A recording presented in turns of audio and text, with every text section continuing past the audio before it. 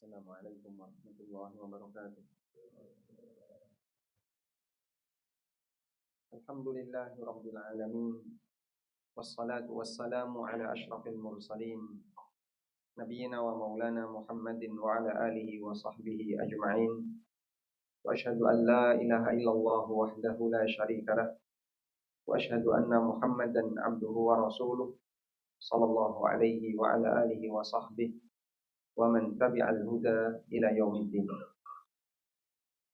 Alhamdulillah, pagi ini kita kembali lanjutkan kajian di Masjid Al-Amanah Ciputat, ini Jakarta, Tangerang Selatan. Dan insya Allah kita masih melanjutkan buku Prinsip Hidupku. Yang akan kita baca adalah catatan tentang jangan ujub, karena tidak ada yang menjamin amalmu diterima. Coba kita baca di buku terlebih dahulu. Bagi yang memiliki bukunya, silakan dibuka di halaman 84. Terdapat beberapa dalil yang menyebutkan celaan Allah bagi orang yang ujub. Bahkan ujub dikatakan sebagai sebab kaum muslimin mengalami kekalahan, terutama ketika peristiwa Perang Hunain. Padahal jumlah mereka lebih banyak dibandingkan peristiwa perang-perang sebelumnya.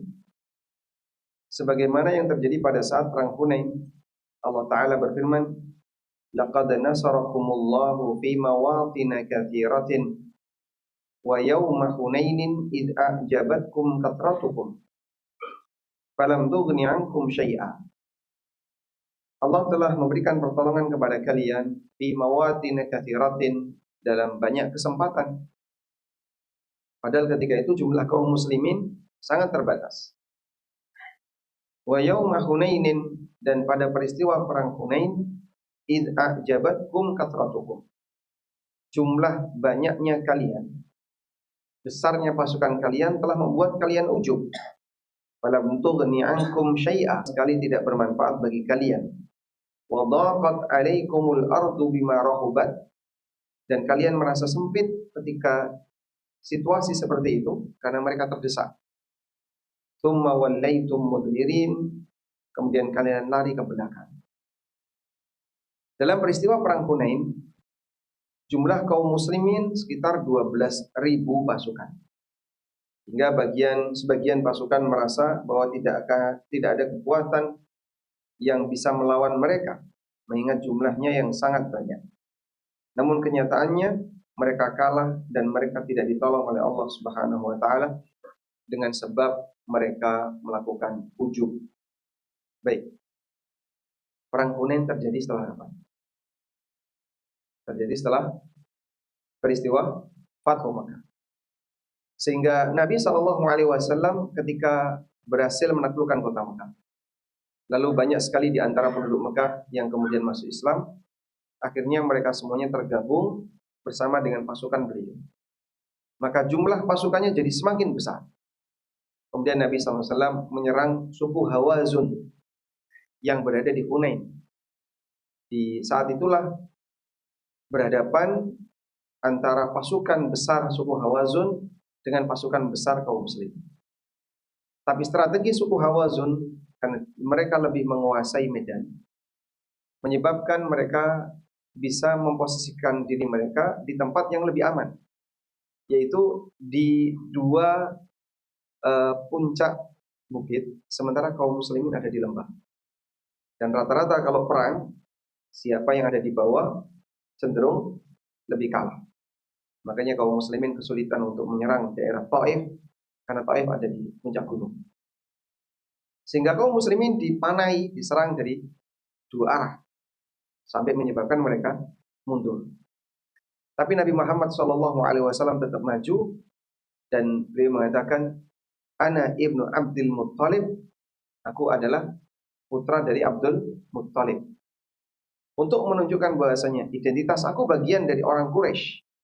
Aku anaknya Abdul Muttalib yang punya posisi di tengah orang Quraisy. Agar mereka sadar bahwasanya Nabi Muhammad SAW ketika itu tidak takut dan beliau masih hidup. Tapi keadaan ini menyebabkan para sahabat karena jumlahnya banyak, sebagian di antara mereka ujub.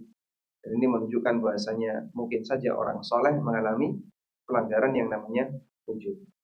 Baik, ini secuil berkaitan dengan peristiwa Perang Hunain yang ada penyakit ujub sehingga Allah Subhanahu wa taala berikan kekalahan bagi mereka. Lalu ujub itu sendiri apa, Pak? Ujub artinya merasa bangga dengan kelebihan yang dimiliki oleh seorang hamba sehingga melupakan zat yang telah memberi. Kita ulangi ya. Ujub adalah merasa bangga dengan kelebihan dan prestasi yang dimiliki oleh seorang hamba sehingga melupakan zat yang memberi.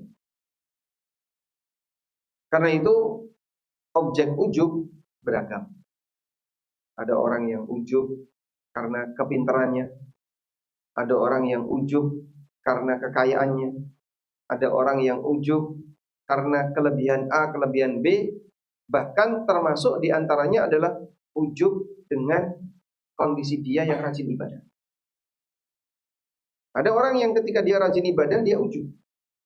Sehingga ujub itu beragam bentuknya. Iblis di antara makhluk yang diceritakan oleh Allah, dia ujub. Dan ujubnya iblis ini semakin kelihatan saat Allah Subhanahu wa taala ciptakan Adam, pendatang baru, namun dia punya kelebihan sebab Allah Subhanahu wa taala ajarkan ilmu kepada beliau yang tidak diajarkan kepada malaikat dan iblis. Sehingga saat ditanya oleh Allah, qala ya iblisu ma mana'aka an tasjuda id amartu.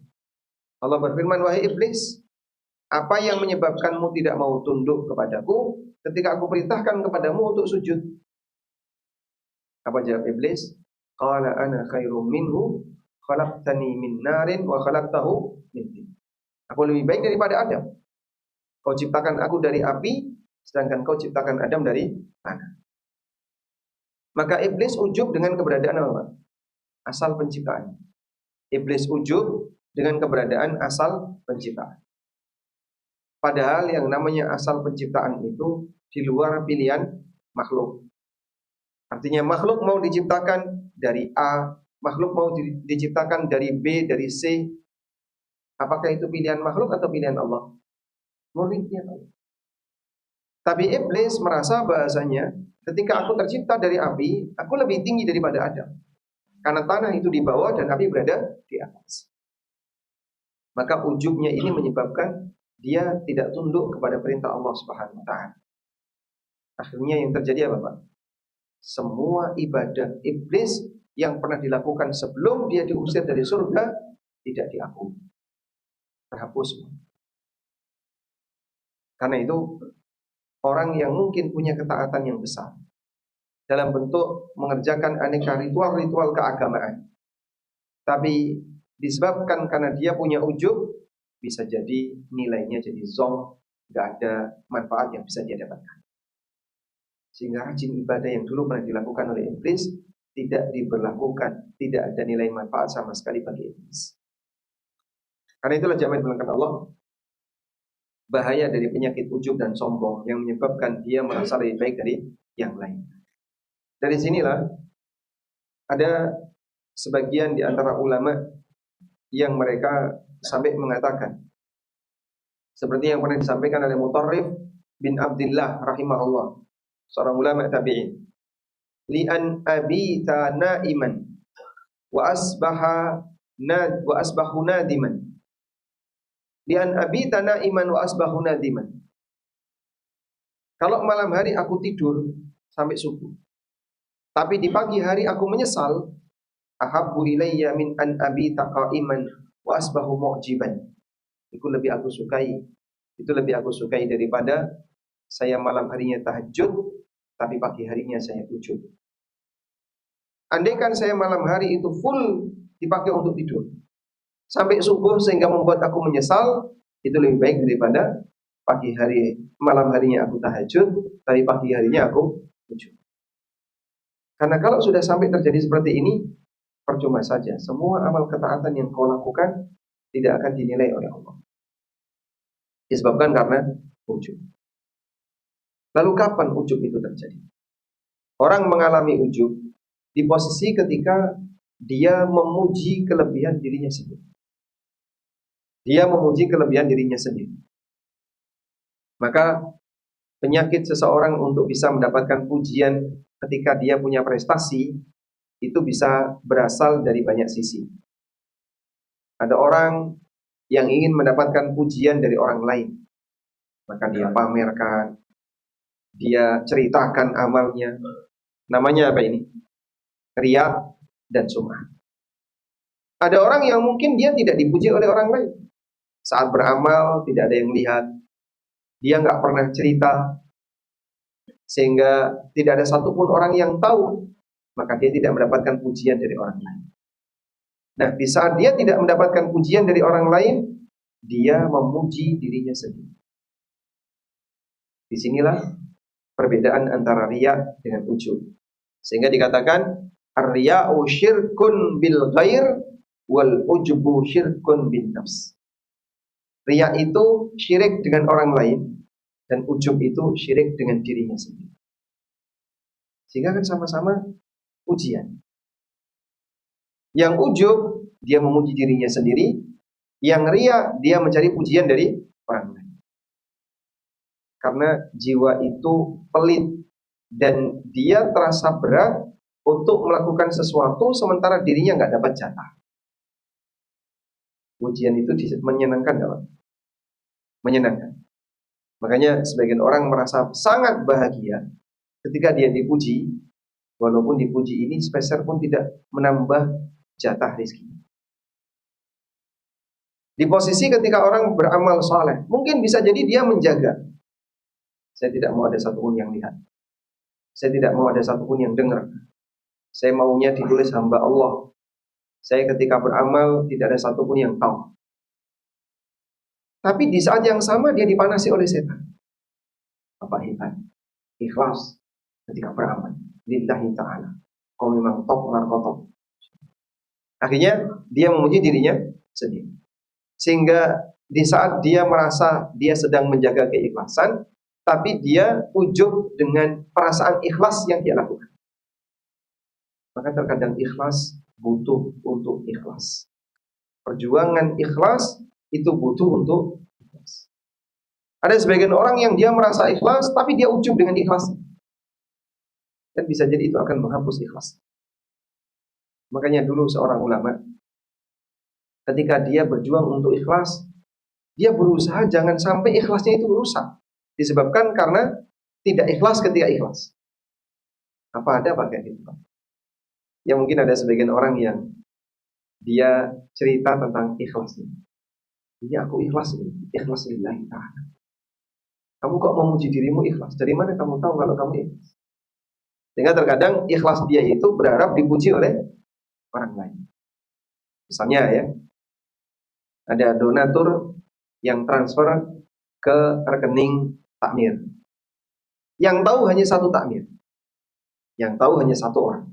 Dan dia pesan sama orang ini. Tolong jangan diceritakan ke siapapun ya. Nanti tulis saja hamba Allah. Tapi dalam hatinya dia berharap mungkin takmir yang tahu ini akan memuji saya. Masya Allah, Bapak ini ikhlas. Tidak ada yang diberitahu. Bahkan sampai laporannya ditulis hamba Allah. Tapi dalam perasaan dia merasa nanti orang itu, si takmir itu akan memuji dia kalau dia adalah seorang yang ikhlas. Atau bisa jadi muncul dalam hatinya, aku ingin ikhlas, sehingga dia memuji dirinya sendiri dengan kelebihan ikhlas. Al-ikhlasu yahtaju ilal ikhlas. Maka ikhlas butuh untuk ikhlas. Ada satu peristiwa yang pernah dialami oleh Imam Ahmad bin Hanbal rahimahullah. Godaan setan ketika beliau berada di penghujung hidup. Setan datang ketika beliau sakit parah menjelang wafatnya, sakit yang mengantarkan kepada kematian. Saat Abdullah bin Imam Ahmad datang menjenguk Imam Ahmad, menemani Imam Ahmad ketika sakit, tiba-tiba beliau mengatakan, la bu'dun. Enggak, masih jauh. Tidak, masih jauh. Sampai akhirnya beliau tidak sadar. Begitu bapaknya sadar, mulai siuman. Kemudian Abdullah tanya, tadi saya duduk bareng bapak di sini, tapi tiba-tiba bapak mengatakan la'budun, itu ada apa? Akhirnya Imam Ahmad bercerita, ja'ani syaitan wa huwa 'adin ala anamili. Tadi setan itu baru saja datang sambil gigit jari. Gigit jari menandakan apa? Penyesal. Lalu dia mengatakan, ya Ahmad, futtani. Wahai Ahmad, aku kehilangan kamu. Aku nggak mampu untuk menggoda dirimu. Kau memang orang yang hebat sampai aku kalah tidak bisa menggoda dirimu. Iblis kalau menggoda Imam Ahmad untuk berbuat syirik, pindah agama, atau berbuat bid'ah, itu tidak mungkin berhasil. Akhirnya iblis mencoba untuk mengganggu Imam Ahmad dengan cara ujub. Wahai Ahmad, hutani. Wahai Ahmad, aku telah kehilangan kesempatan untuk menggodamu. Tapi Masya Allah, beliau menyadari godaan. Dan beliau mengatakan, la budun, enggak. Masih jauh dari apa yang kau katakan. Masih jauh dari apa yang kau katakan. Dipuji oleh iblis, itu tidak positif. Kita kalau dipuji sama setan gimana? Ini aja musuh saya ngaku kalah. Masya Allah. Sehingga mungkin akan muncul ujub dalam diri. Sebab terkadang pujian itu bisa menyebabkan orang lain jadi sombong. Dan ini kalau terjadi di ujung hayat bisa berbahaya. Mengakhiri hidup dengan sifat yang tercela, itu bentuk su'ul khatimah. Tapi Masya Allah, bagi mereka yang menyadari akan hal ini, dia bisa berhati-hati. Syekh Masyhur Hasan Al-Salman, hafizahullah, salah satu di antara muridnya Syekh Al-Albani, dan beliau kemarin baru saja datang di Jakarta mengadakan daurah para asatidz. Beliau pernah menyampaikan satu kisah yang pernah dialami oleh Abdul Qadir Al-Jailani. Apa madhabnya Abdul Qadir Al-Jailani? Apa madhabnya? Beliau bermadhab Hambali. Abdul Qadir Al-Jailani ulama Hambali, bukan ulama Syafi'i. Madhab beliau Hambali. Memang ada banyak sekali aneka cerita khurafat yang terjadi pada beliau, dan itu kedustaan atas nama beliau. Meskipun ada juga kisah-kisah yang valid sampai beliau. Nah, salah satu di antara kisah yang pernah disampaikan oleh Syekh Masyhur Abdul Qadir, sebagaimana kebiasaan beliau salat qiyamul lail.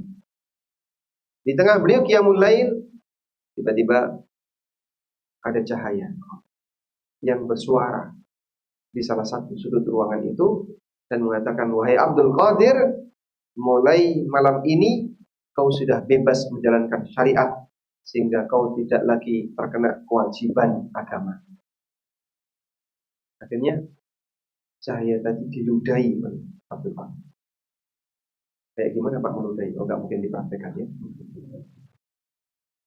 Lalu beliau mengatakan, ihsa ya mal'un, pergi dari sini wahai makhluk yang terlaknat. Langsung redup cahaya. Tiba-tiba keluar suara, wahai Abdul Qadir, aku telah menyesatkan puluhan ahli ibadah dengan caraku seperti ini, sementara kau telah diselamatkan oleh ilmumu. Masya Allah. Sampai di sini selesai kan? Tidak. Beliau tahu ini godaan yang kedua. Sehingga iblis atau setan ini mengatakan, kau telah diselamatkan oleh ilmumu, untuk membuat yang bersangkutan Syekh Abdul Qadir ujub dengan ilmu. Setan saja ngaku kalah, mengakui keilmuanku. Akhirnya beliau balas, bukan karena ilmuku, tapi karena rahmat Allah. Sehingga nikmat yang diberikan oleh Allah kepada hamba terkadang membuat seseorang itu jadi ujub dengan dirinya. Maka salah satu cara yang paling kuat untuk menghindari adalah kau ingat ini hanya pemberian. Dan yang namanya pemberian, ada yang diberi banyak, ada yang diberi sedikit, ada yang diberi dalam bentuk nikmat A, ada yang diberi dalam bentuk nikmat B, itulah pemberian. Dan yang namanya pemberian, kau punya apa? Kau hanya dikasih. Sehingga dengan cara seperti ini, dia tidak akan sampai ujub kepada kelebihan. Allah membandingkan dua manusia kaya dalam Al-Quran. Yang satu bersyukur, yang satu ujub dengan kelebihan. Yang pertama siapa? Nabi Sulaiman alaihissalam. Pada waktu Nabi Sulaiman mengadakan sayembara, beliau menawarkan kepada pasukannya dari kalangan manusia dan jin, siapa yang mampu untuk mendatangkan singgasana singgasana Bilqis qabla ayyatuni muslimin, sebelum mereka datang ke sini dalam kondisi masuk Islam. Siapa yang pertama kali angkat tangan? Ifrit. Qala ifritun minal jin ana atika bihi qabla an taquma min maqami wa inni alaihi laqawiyyun amin. Ifrit dari kalangan jin mengatakan, aku mampu untuk memindahkannya sebelum Anda bangkit dari tempat duduk Anda. Dan aku adalah makhluk yang qawiyyun amin, kuat lagi amanah. Qala alladhi indahu ilmun minal kitab. Lalu berkatalah orang yang punya ilmu dari Alkitab, ana atika bihi qabla ayyartadda ilaika tarfuk. Aku mampu mendatangkannya sebelum Anda selesai berkedip. Selesai berkedip itu berapa detik? Berapa detik? Saat Anda berkedip berapa detik? Gak sampai 1 detik. Sehingga kita berkedip begini, gak sampai 1 detik. Maka kemampuan orang yang punya ilmu dari Alkitab ini, dia mampu memindahkan tadi lebih cepat daripada jin iblis. Siapa orang ini? Ada 3 pendapat tadi tafsir. Ada yang mengatakan orang ini adalah malaikat yang berubah wujud jadi manusia dan ikut hadir dalam forumnya Sulaiman. Ada yang mengatakan orang ini adalah orang soleh di kalangan Bani Israel dan beliau dibantu oleh malaikat. Dan ada yang mengatakan pendapat yang ketiga, orang ini adalah Nabi Sulaiman sendiri yang diungkapkan oleh Allah, alladzi indahu ilmun minal kitab, orang yang memiliki pengetahuan tentang Alkitab. Tujuannya kenapa ada makhluk yang dia mencalonkan diri untuk memindahkan singgasana dengan kecepatan yang lebih dibandingkan jin tadi, untuk memangkas kesombongan jin itu. Karena di awal dia langsung memuji dirinya, wa ana alaihi qawiyyun amin, dan aku adalah makhluk yang kuat lagi amanah. Maka langsung dibantah dengan keberadaan makhluk jenisnya manusia, baik Sulaiman, seorang nabi, atau orang soleh di kalangan Bani Israel, atau malaikat yang berubah wujud jadi manusia. Ana atika bihi qabla ayyartadda ilaika tarfuk. Aku sanggup untuk mendatangkannya sebelum Anda selesai berkedip.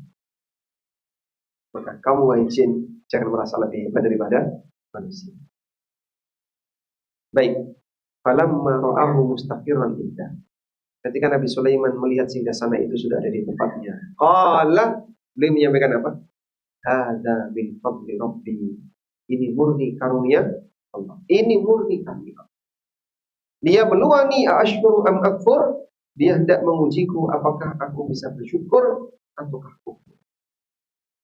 Nah, seperti itu Pak, cara bagaimana kita menyikapi nikmat, mengembalikan nikmat itu kepada yang memberi, sehingga kita jangan sampai gara-gara terlalu senang dengan nikmat sampai melupakan yang memberi nikmat. Karena syukur itu intinya adalah i'tiraful qalbi bi annahu minallah, pengakuan batin bahwasanya nikmat yang ada di tangannya itu adalah dari Allah.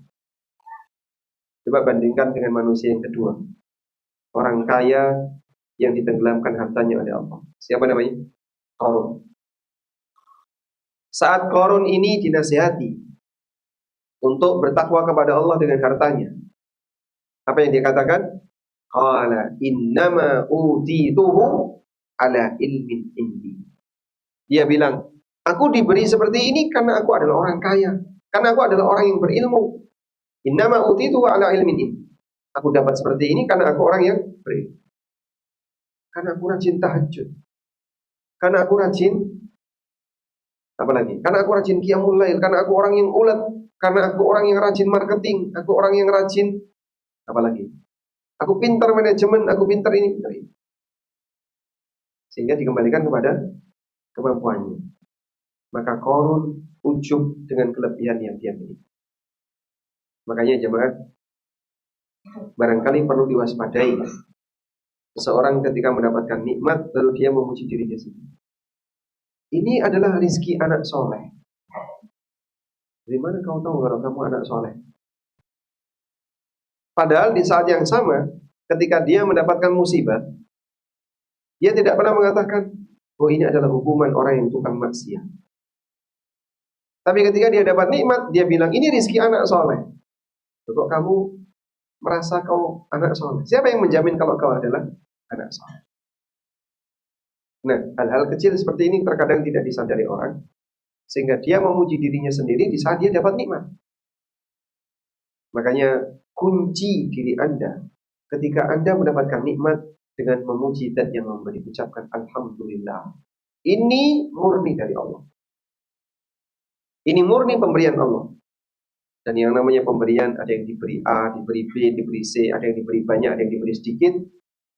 Itu bukan karena kelebihan manusia. Baik. Disinilah posisi orang yang ujub bisa menyebabkan dia kalah dengan hawa nafsunya, sehingga amal yang telah dia kerjakan jadi tidak diakui. Sekarang kita lanjutkan.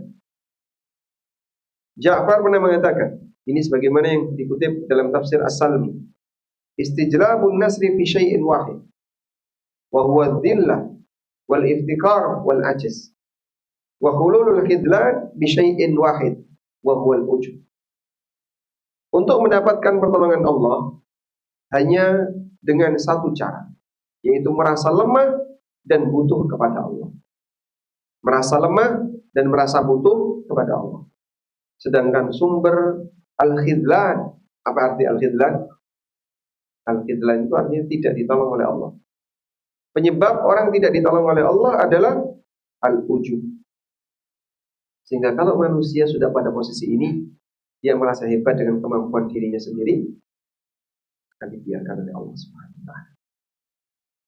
Makanya jemaah, kita diajarkan untuk bertawakal dalam setiap usaha apapun agar tidak merasa hebat dengan kemampuan kita.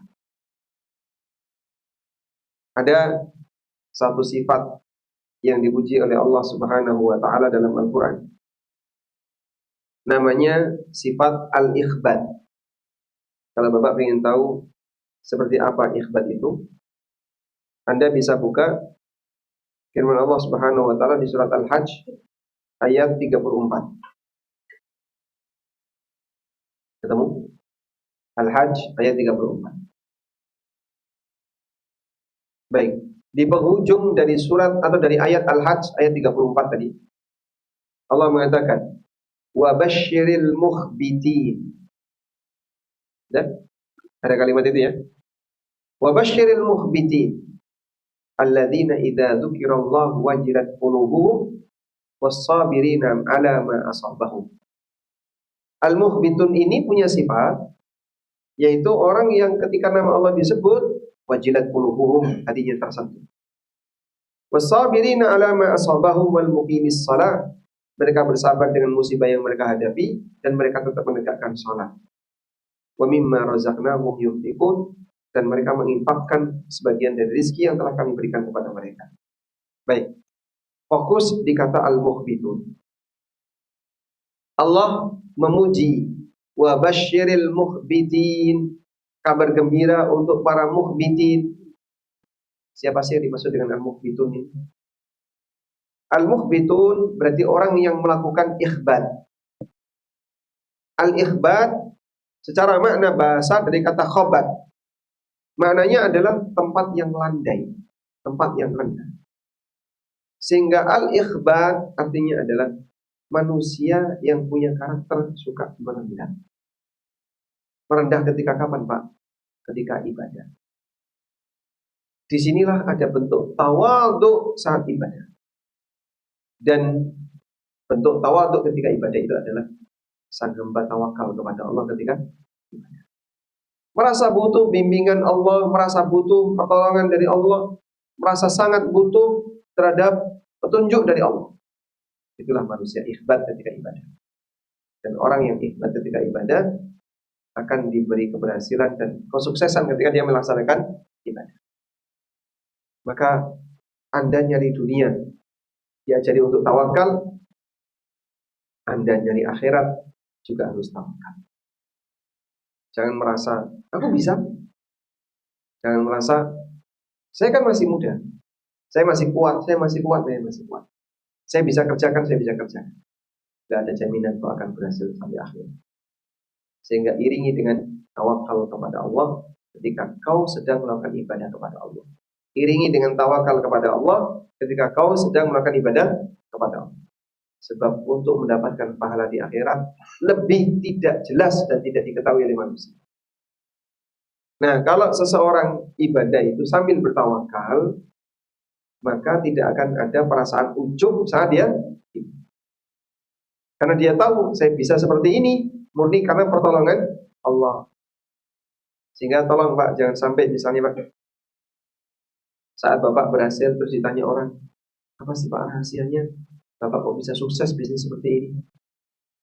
Memang dia tidak memuji dirinya dari sisi kehebatan ilmu dunia. Oh, itu karena saya pintar manajemen Mas, karena saya belajar marketing, karena saya orangnya ulet, saya rajin kerja. Jadi kalau kamu pengen sukses harus seperti itu.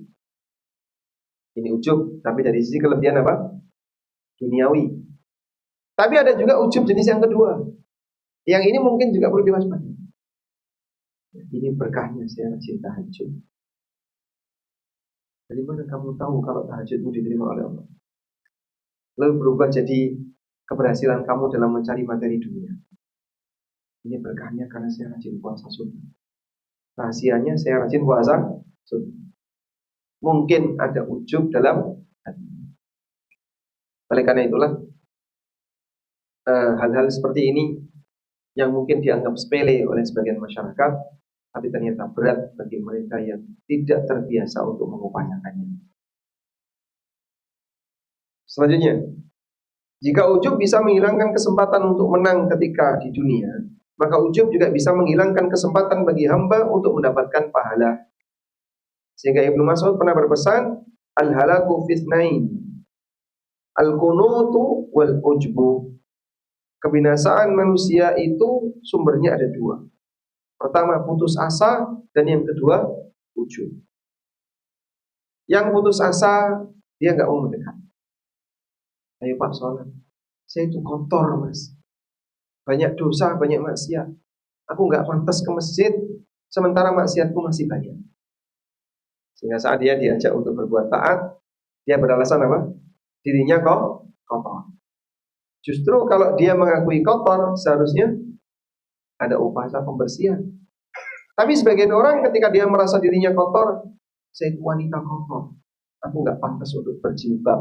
Artinya dia gak mau jilbab. Itulah contoh al-qunut min rahmatillah, orang yang putus asa dari rahmat Allah. Maka pelaku maksiat Pak, yang Bapak lihat ya, terkadang mereka kenapa sulit untuk diajak taat? Sebab mereka merasa dirinya kotor. Mereka merasa dirinya kotor, sehingga dia ketika diajak taat, aku kotor, alasan dosa. Ya, kalau memang kau merasa kotor, mengakui dirimu kotor, seharusnya kau taubat. Apa Allah akan menerima taubatku? Allah menerima semua dosa. Allah menerima taubat semua dosa. Qul ya ibadiyalladzina asrafu ala anfusihim la taqnatu min rahmatillah. Innallaha yaghfiru dzunuba jami'an. Katakan wahai para hamba yang berlumur dengan aneka dosa dan maksiat. La taqnatu min rahmatillah. Janganlah kalian putus asa dari rahmat Allah. Innallaha yaghfiru dzunuba jami'an. Allah mengampuni semua dosa. Allah mengampuni semua dosa. Orang yang putus asa, dia tidak punya harapan menjadi orang baik, maka dia menghindar kayak tadi Pak. Sedangkan orang yang ujub merasa hebat dengan kebaikannya, sehingga dia memuji dirinya sendiri. Karena itulah Allah jadikan kaum mukminin tidak maksum dari dosa. Muslim tidak maksum dari dosa, agar dia sadar kalau dia punya cacat yang gak mungkin hilang, yang akan selalu melekat pada dirinya. Mereka tidak maksum dari dosa, sekalipun dia orang yang sangat rajin ibadah, agar dia menyadari bahwa dirinya ada banyak kekurangan, sehingga tidak merasa hebat dengan ketaatan yang telah dia kerjakan. Dari Anas bin Malik radhiyallahu anhu, Nabi SAW pernah bersabda, "Lau lam tudnibu la khasyitu 'alaikum ma huwa akbaru minhu." Andaikan kalian tidak pernah berdosa, aku khawatir kalian akan menyimpan penyakit yang lebih buruk dibandingkan itu, dibandingkan dosa yang kalian kerjakan, yaitu ujub. Sebab kalau orang misalnya isinya cuma ketaatan, hidupnya isinya cuma ibadah, dan dia tidak pernah berbuat dosa, tapi hatinya tidak dijaga, bisa jadi itu membuat dirinya ujub. Al-Munawi menjelaskan, li'annal 'asi ya'tarifu binaqsihi faturja lahu taubah. Karena tukang maksiat itu mengakui dosanya, maka diharapkan dia bisa bertobat. Wal mu'jibu maghrurun, sementara orang yang ujub itu tertipu, fataubatuhu ba'idah, sehingga tobatnya jauh. Karena dia merasa tidak salah, maka tidak akan ada upaya untuk memohon ampun dan bertobat kepada Allah. Baik. Disinilah pada keadaan ketika seorang hamba merasa hebat dengan amalnya, maka dia nggak tahu kalau ujub ini adalah kesalahan besar pada dirinya. Ujub bisa menghapus amalan. Dikatakan bahwa iblis dulu adalah makhluk yang sangat ahli ibadah, hingga dia dikumpulkan bersama para malaikat. Jadi begini Pak, insyaallah. Melek dulu. Ngantuk itu menular ya. Sebenarnya ngantuk, ya satunya itu. Yang bawa minuman silahkan diminum. Tarik nafas dulu, biar nggak ngantuk.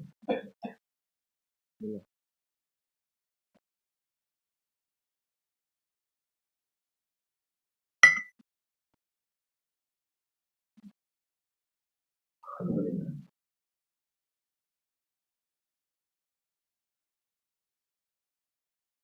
Pada waktu sebelum Allah menciptakan Adam, siapa makhluk yang pertama kali diberitahu? Para malaikat. Wa idh qala rabbuka lil malaikati inni ja'ilun fil ardi khalifah. Ingatlah ketika Rabbmu berfirman kepada para malaikat, aku akan menjadikan khalifah di muka bumi. Lalu apa yang disampaikan oleh malaikat? Qalu ataj'alu fiha may yufsidu fiha wa yasfiku dima wa nahnu nusabbihu bihamdika wa nuqaddisu. Mereka mengatakan, apakah engkau ya Allah akan menjadikan makhluk yang akan berbuat kerusakan di muka bumi, mereka berantem saling menumpahkan darah. Padahal kami sudah banyak ritual ibadah. Wa nahnu nusabbihu bihamdika wa nuqaddisu. Kami sudah banyak ritual ibadah, mensucikan namamu dan mengkuduskan dirimu. Apa kata Allah? Allah hanya menyampaikan satu alasan. Qala inni a'lamu ma la ta'lamu. Allah berfirman, aku mengetahui apa yang tidak kalian ketahui. Nah, salah satu di antara yang tidak diketahui oleh malaikat adalah apa kira-kira? Apa? Apa Iman? Ujubnya, bukan ujubnya malaikat, ujubnya iblis. Jadi iblis dalam posisi ahli ibadah tadi, Allah tahu dalam hatinya menyimpan ujub, sehingga dia bisa dikumpulkan bersama para malaikat, orang-orang makhluk-makhluk yang saleh, yang hebat. Tapi ini makhluk yang rajin ibadah ini menyimpan ujub. Ujubnya kelihatan setelah ada makhluk lain. Ujubnya baru kelihatan bagi makhluk yang lain setelah ada makhluk yang lain. Sehingga Allah tahu apa yang tidak diketahui oleh mereka. Di posisi yang rajin ibadah ini, si iblis ini, walaupun dia rajin ritual, tapi menyimpan perasaan ujub.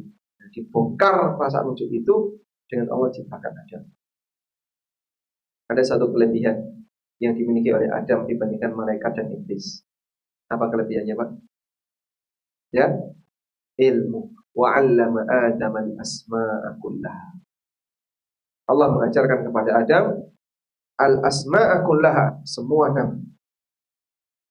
Sehingga yang tahu dengan yang tidak tahu lebih tinggi yang mana? Yang tahu. maka ahli ilmu lebih tinggi daripada ahli ibadah. Lalu Allah perintahkan kepada para malaikat, dan di tengah mereka ada iblis, untuk sujud kepada Adam. Turunan dari ujub itu sombong. Kemudian apa? Merasa lebih tinggi daripada yang lain, dan seterusnya. Sehingga inilah yang membuat iblis enggan untuk sujud kepada Adam. Dilihat di sini. Hingga Allah ciptakan Adam, dan Allah berikan kelebihan kepada Adam berupa ilmu yang tidak dimiliki oleh malaikat dan iblis. Mereka pun diminta untuk sujud, namun iblis merasa sombong dan mengatakan, "Ana khairum minhu," aku lebih baik daripada Adam. Allah ceritakan di sini. Qala ma mana'aka alla tasjuda id amartu. Allah berfirman, "Wahai iblis, apa yang menghalangimu ketika aku perintahkan kamu untuk sujud, kenapa kau enggak mau sujud?"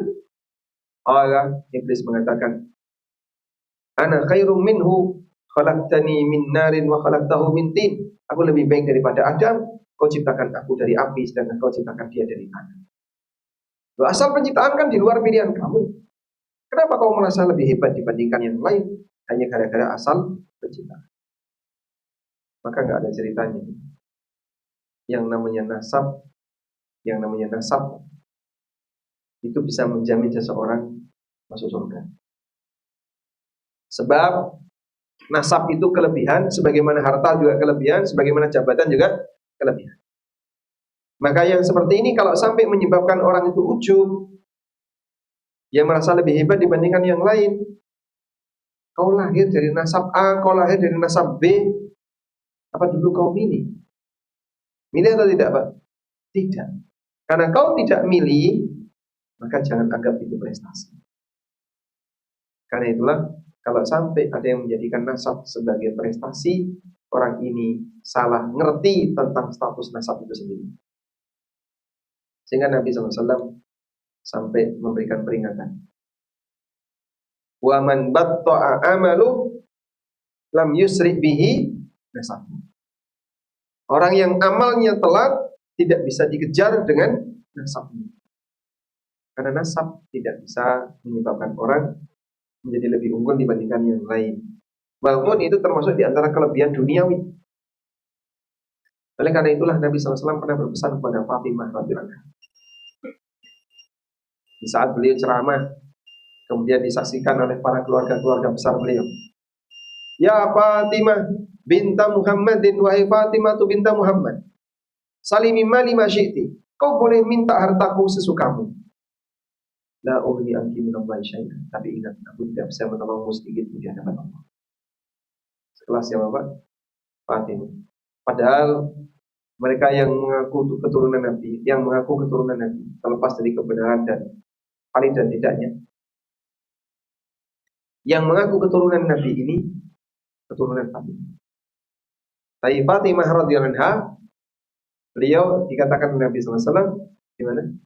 Kau boleh minta hartaku sesukamu, tapi ingat aku tidak bisa menyelamatkan kamu dari sisi Allah Subhanahu wa taala. Baik. Qala fahbit minha.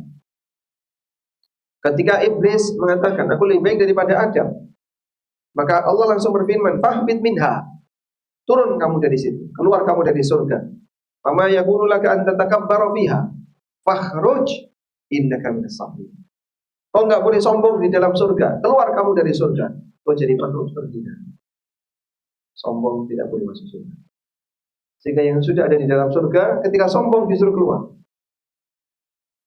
Maka Nabi SAW peringatkan, la yadkhulul jannata man kana fi qalbihi mithqalu dzarratin min kibrin.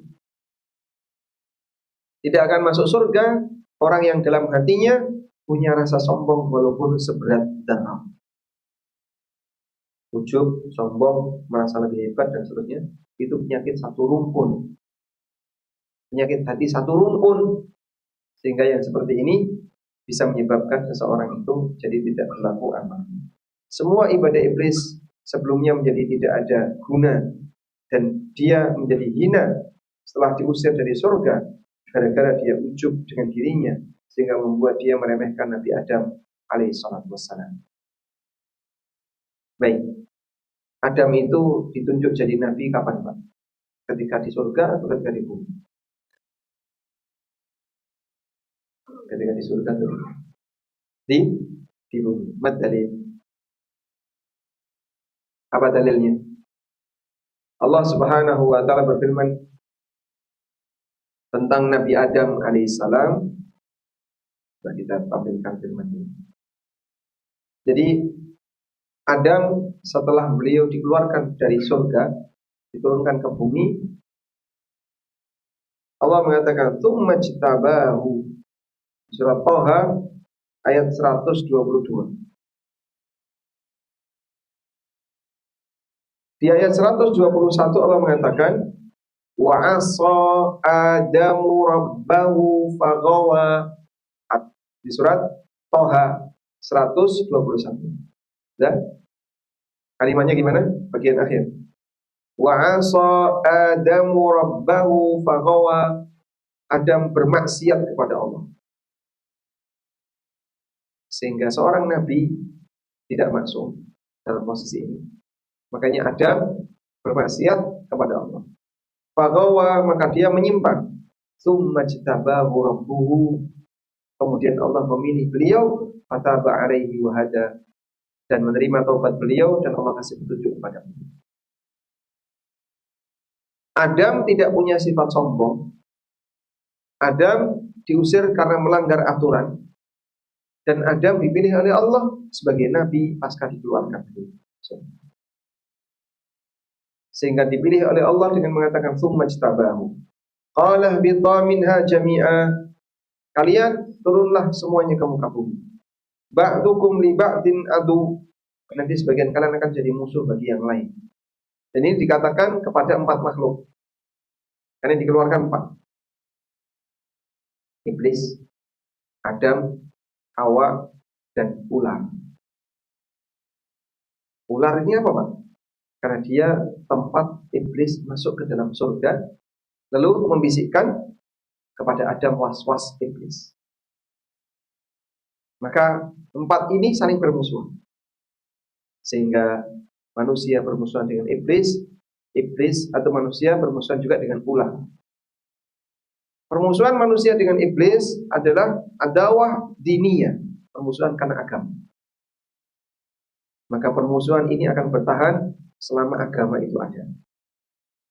Sedangkan permusuhan manusia dengan ular adalah adawah tabi'iyah, permusuhan karena latar belakang tabiat. Sehingga ketika tabiatnya diubah oleh Allah, maka permusuhan itu hilang. Dan itu terjadi di akhir zaman. Anak-anak bermain ular dan ular tidak menyakiti diri. Karena sudah berakhir permusuhannya. Tapi permusuhan manusia mukmin dengan iblis sepanjang ada agama mereka bermusuhan. Baik. Dari sinilah posisi iblis yang tadi dia tidak mau taat kepada Allah, amalnya tidak diterima sama sekali. Lalu bagaimana obatnya ujub? Kata kuncinya adalah mereka merasa dirinya sangat lemah dan rendah di hadapan Rabb-nya. Bahkan ketika beramal dia merasa takut amalnya tidak diterima. Karena memandang keagungan Allah dan kerendahan amalnya yang banyak kekurangan. Allah Subhanahu wa taala menceritakan kepada hamba yang bersegera dalam kebaikan. Walladzina yu'tuna ma ataw wa qulubuhum wajilatun annahum ila rabbihim raji'un. Orang-orang yang dia beramal, memberi apa yang mereka beri, maksudnya dia beramal. Wa qulubuhum wajilah, dan hati mereka wajilatun. Wajilah itu artinya takut. Annahum ila rabbihim raji'un, bahwa mereka akan dikembalikan kepada Allah Ta'ala. Beramal sambil takut. Aisyah tanya, ya Rasulullah, apakah yang dimaksud di sini adalah orang yang beramal lalu dia berzina, orang yang beramal kemudian dia minum khamr, atau bagaimana? Kata Nabi SAW, la ya binta Siddiq. Gak kayak gitu, wahai putri Siddiq. Yang benar adalah walakinnar rajul yasum wa yusalli wa yatasaddaq. Orang yang rajin puasa, rajin sholat dan bersedekah. Wa yakhafu alla yuqbala minhu, dan dia takut amalnya tidak diterima. Orang seperti ini malah dipuji oleh Allah dalam Al-Quran. Imam Syafi'i rahimahullah pernah memberikan nasihat. idza anta khafafta ala amalik al idza anta khifta ala amalikal ujub fandur ridwan man tatlub. Kalau kamu takut ujub dengan amalmu, maka perhatikanlah ridhonya siapa yang kau cari. Yang kedua, hukuman siapa yang paling pedih bagimu. Maka dia akan bisa lebih mengharapkan ridho Allah dan meninggalkan pujian untuk itu. Wallahu a'lam. Alhamdulillahirabbil alamin. Semoga yang kita bahas tadi bermanfaat. Ya, barangkali sayur-sayur terdengar sebagian karena sambil ngantuk. Tadi Ustaz ngomong apa? Enggak rampung-rampung kasih. Insya Allah sudah selesai Pak. Baik. Bangun Pak ya, karena sudah selesai. Apakah di surga masih ada penyakit hati seperti sombong, iri, dan ujub? Iri, ujub, sombong nggak ada di surga. Karena yang sombong nggak boleh masuk surga. Yang sudah di dalam surga kalau sombong suruh keluar. Tapi penduduk surga sudah dibersihkan oleh Allah hatinya. Wa naza'na ma fi sudurihim min ghillin ikhwanan ala sururin mutaqabbilin. Kami cabut dari hati mereka sifat ghil sehingga mereka bersaudara. Maka mereka bisa bergembira bersama. Karena itu iri sudah tidak ada di surga. Ibnu Jauzi pernah menyebutkan, andaikan bukan karena nikmat ini, dicabutnya rasa iri dari diri penduduk surga, maka mereka tidak bisa menikmati kenikmatan surga. Karena iri tadi, ya berada di surga level 5 misalnya, lihat yang level 6. Oh, tidak ada ini kok banyak. Lihat yang level 6, oh kenikmatannya kok lebih tinggi. Akhirnya dia merasa iri. Dan orang kalau iri tadi akan kehilangan kesempatan untuk merasakan nikmat yang dia miliki. Sehingga hilang rasa nikmat itu. Karena dia mengharapkan yang lebih tinggi dari itu. Makanya Nabi SAW ajarkan ya, kalau dalam urusan dunia kita melihat ke arah bawah. Apa tujuannya? Agar bisa bersyukur. Kurang tepat.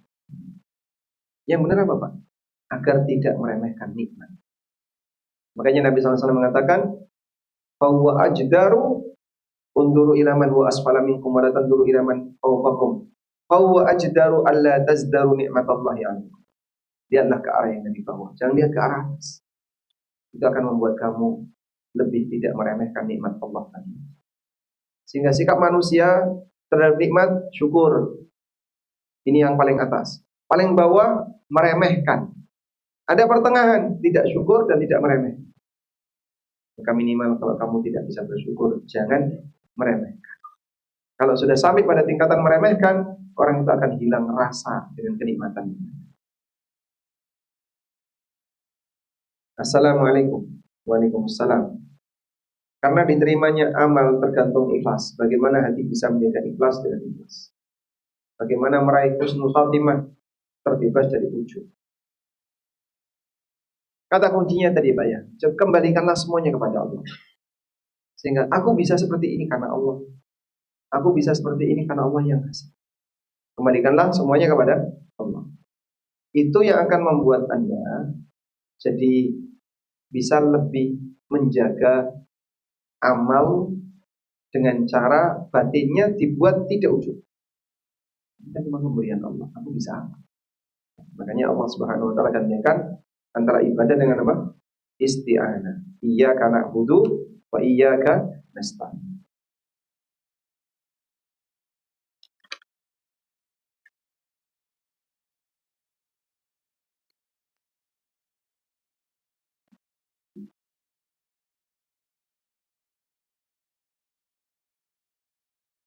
Assalamualaikum warahmatullahi wabarakatuh. Waalaikumsalam warahmatullahi wabarakatuh. Salah seorang keluarga kami yaitu sepupu memilih untuk murtad. Apa nasihat pribadi dan pelajarannya? Jangan sampai ada keluarga yang lain yang murtad ikutan sama dia. Sehingga mungkin diperingatkan kepada yang lain, waspada jangan sampai murtad. Ya, dengan cara disebutkan seperti apa konsekuensi ketika orang itu murtad dan bagaimana ancaman bagi orang yang keluar dari Islam. Sedangkan orang tua sepupu saya ini selalu menyekolahkan sepupu saya di sekolah Islam dari mulai TK sampai SMA. Adapun salah satu alasan sepupu memilih murtad karena memiliki keyakinan pasangannya, akhirnya mereka menikah. Baik. Demikianlah kalau orang sudah jatuh cinta kepada orang lain, semuanya jadi Allah kita. Doakan semoga dia bisa balik dan kasih pengaruh yang baik semoga dia bisa balik. Selanjutnya jaga yang lain jangan sampai ikutan karena bisa jadi dia mengasih pengaruh kepada yang lain untuk ikutan murtad. Dan mungkin bisa diajak untuk dialog-dialog sederhana tanpa harus memboikot terlebih dahulu. Karena kalau dia langsung diboikot, hilang. Itu seperti talinya Anda putus. Tapi kalau masih ditarik, diulur, mudah-mudahan nanti dia bisa.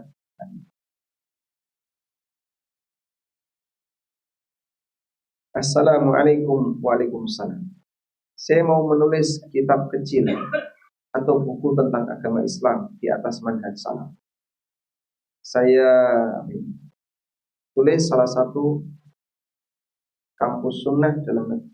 Saya lulusan salah satu kampus sunnah dalam negeri dan pernah berdakwah 5 tahun di luar Jawa. Saya menyadari bahwa saya punya bakat menulis, tapi bingung menulis apa dan dimulai dari mana. Kalau mau nulis buku tentang agama Islam, saya takut kalau isinya melenceng dari manhaj salaf atau tidak benar. Serta saya takut kalau ada rasa ujub setelah tulisan saya terbit dan tersebar di kalangan kaum muslimin. Mohon nasihat dan tipsnya. Kalau Bapak sudah punya hobi menulis, alhamdulillah, itu berarti sudah punya bekal. Selanjutnya tinggal diwujudkan dalam karya. Nah, sekarang nulis apa yang kira-kira bermanfaat bagi orang lain? Bapak lihat dari sekian banyak karya yang ada, kira-kira yang belum ada bagian mana? Ada semua ya. Ada semua itu karena kita hanya memandang sebagian. Tapi ketika Anda melihat lebih detail lagi, kayaknya bagian ini belum ada. Bagian seperti ini belum ada. Baik, silakan Anda tulis di bagian.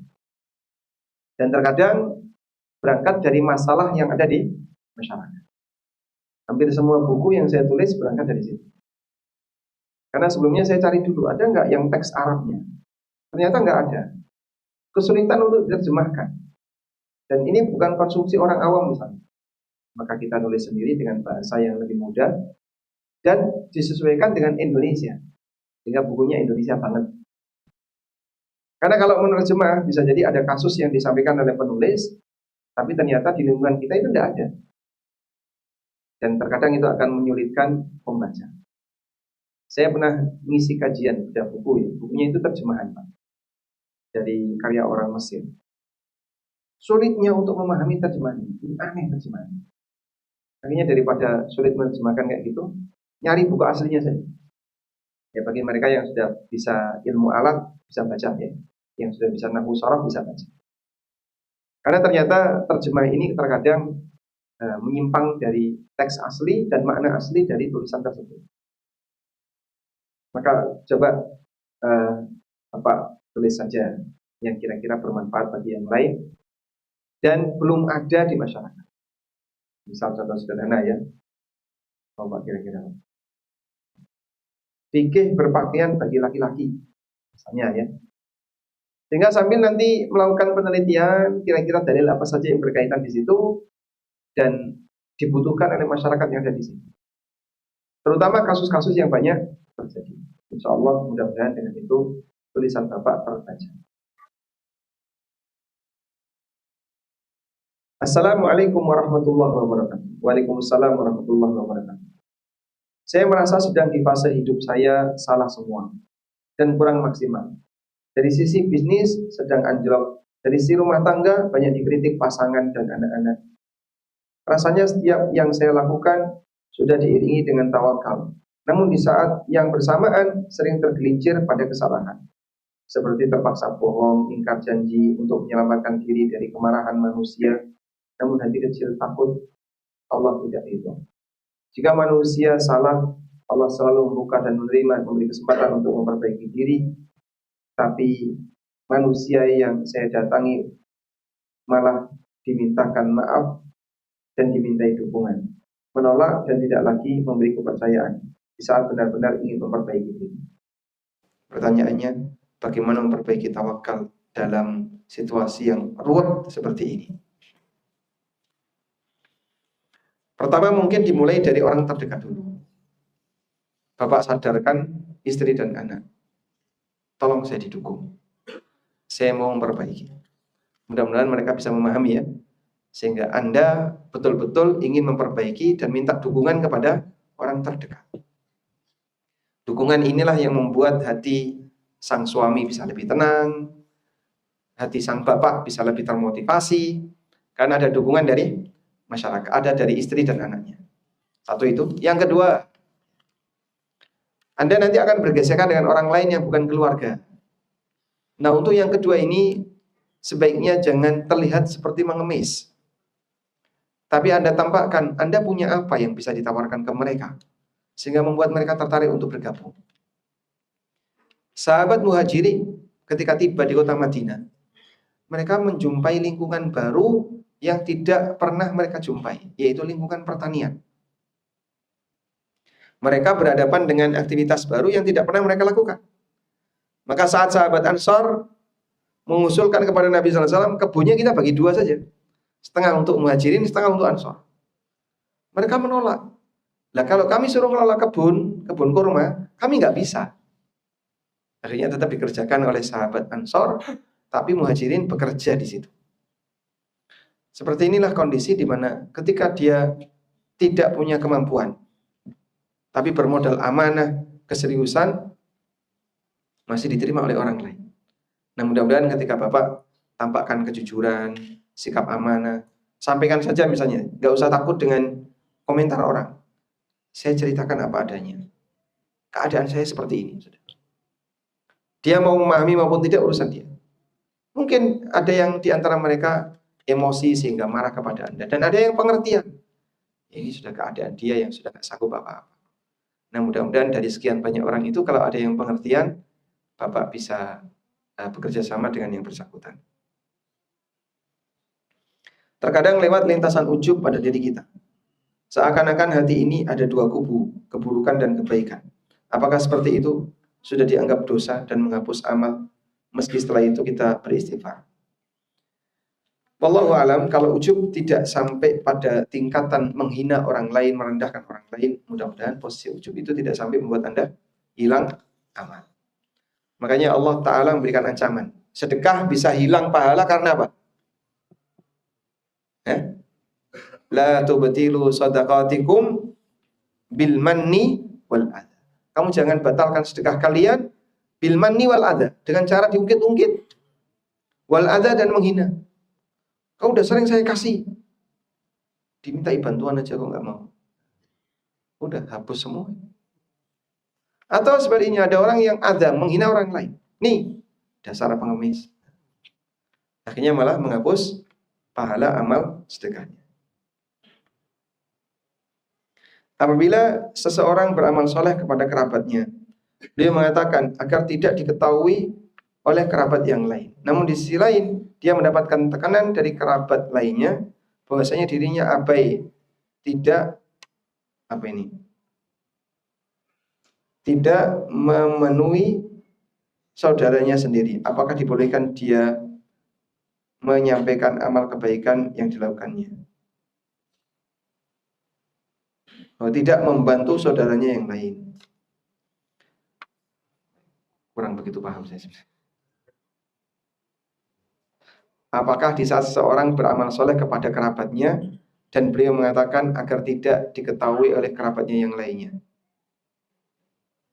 Baik, maksudnya saran untuk ikhlas. Intinya begini ya. Ketika ada orang beramal dan Anda ngasih nasihat kepada yang bersangkutan untuk ikhlas, jangan ceritakan kepada yang lain. Ternyata yang lain malah justru abai dengan amalnya, boleh nggak Pak kita tampakkan sebagian amal kita untuk jadi contoh? Boleh, namun Anda harus jaga niat baik-baik. Sehingga aku tampilkan ini biar jadi contoh.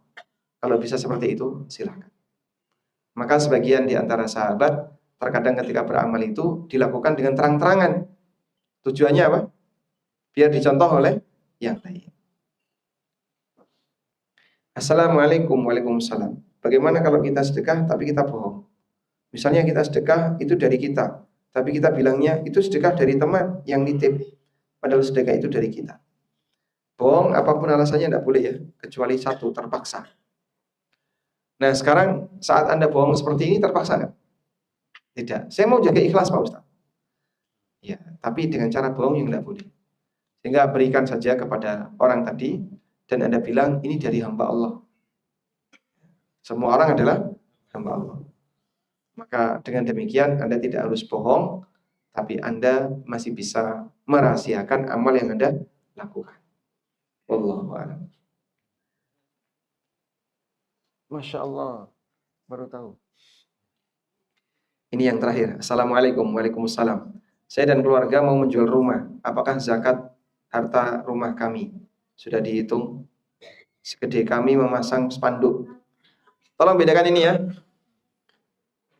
Zakat perdagangan ini berlaku untuk barang dagangan. Nah, definisi barang dagangan itu barang yang ketika Bapak beli ada niat untuk diperdagangkan. Itulah barang dagangan. Ya. Oleh karena itu sebatas menawarkan barang kita yang mau kita jual, statusnya tidak kena zakat perdagangan. Karena kenapa Anda jual? Ya saya mau pindah. Kenapa Anda jual? Saya nggak betah di lingkungan itu. Kenapa mobilnya dijual? Saya mau ganti yang baru. Maka dalam posisi ini dia menjual barang tadi bukan untuk memperdagangkannya, tapi untuk apa? Ganti yang baru, karena dia tidak kerasan dan seterusnya. Sehingga yang seperti ini tidak masuk kategori barang dagangan. Wallahu a'lam. Baik, sekarang hadiah. 3 ikhwan, 2 akhwat. 3 akhwat. Pertanyaan yang pertama. Apa definisi ujub? Merasa bangga dengan kelebihan yang dimiliki diri sendiri, sehingga melupakan zat yang memberi. Baik, dapat hadiah.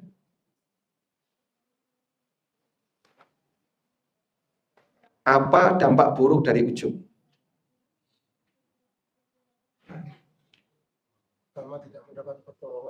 Tidak mendapatkan pertolongan Allah. Namanya apa tidak mendapatkan pertolongan Allah itu? Khidlan. Namanya khidlan. Yang kedua?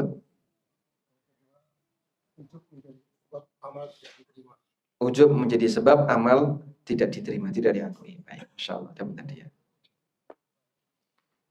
Baik, berikutnya. Bagaimana cara untuk mengobati ujub? Nah, betul. Pertama merasa dirinya itu kurang. Merasa dirinya banyak dosa, kurang. Yang kedua, tawakal kepada Allah ketika dia mau berusaha. Yang ketiga,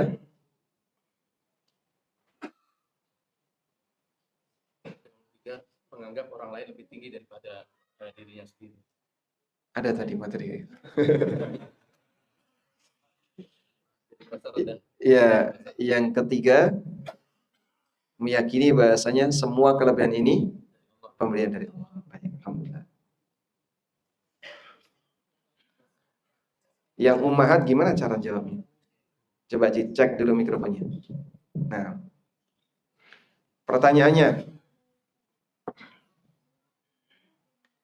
jika seorang istri pendapatannya lebih tinggi daripada suami, apa yang harus dilakukan oleh istri?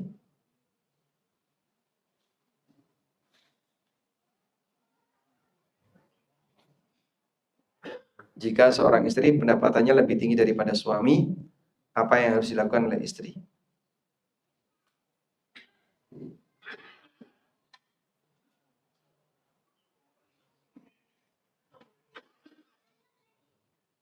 Tidak ada yang mencoba jawab? Tidak ada? Baik. Sekarang saya ganti yang gampang saja. Assalamualaikum warahmatullahi wabarakatuh. Waalaikumsalam warahmatullahi wabarakatuh. Pertama, tetap bersyukur pada Allah. Ya. Bahwa ini rahmat dari Allah, rezeki dari Allah untuk kita. Yang kedua? Yang kedua, jangan merasa sombong atau tinggi hati kepada suami, karena kita tetap suami itu adalah imam bagi keluarga. Masya Allah. Baik. Dapat hadiah. Selanjutnya. Apabila ada seorang wanita, dia lebih banyak anaknya daripada wanita yang lain, apa yang seharusnya dia lakukan?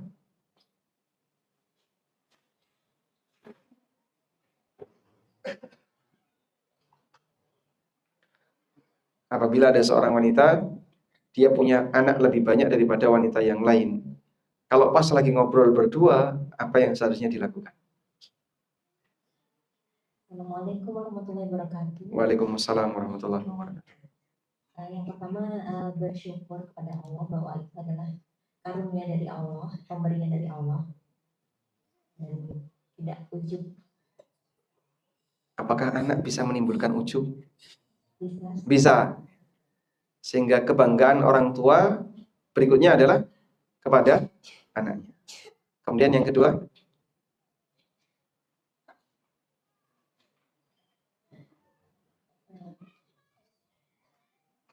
Ya, meminta pertolongan kepada Allah supaya bisa menjaga titipan. Masya Allah. Baik. Meyakini bahasanya anak ini adalah titipan, sehingga dia nyadar kalau ini amanah, maka dia tidak merasa banyak anak lebih baik daripada yang tidak punya anak. Yang terakhir, baik. Apa yang akan Anda lakukan apabila suami Anda lebih kaya daripada suami orang lain?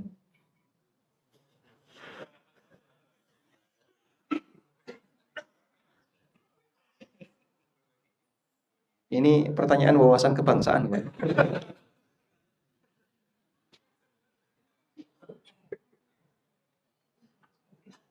Assalamualaikum. Waalaikumsalam. Jawabannya bersyukur sekali, Ustaz. Bersyukur sekali, ya. Sekali saja.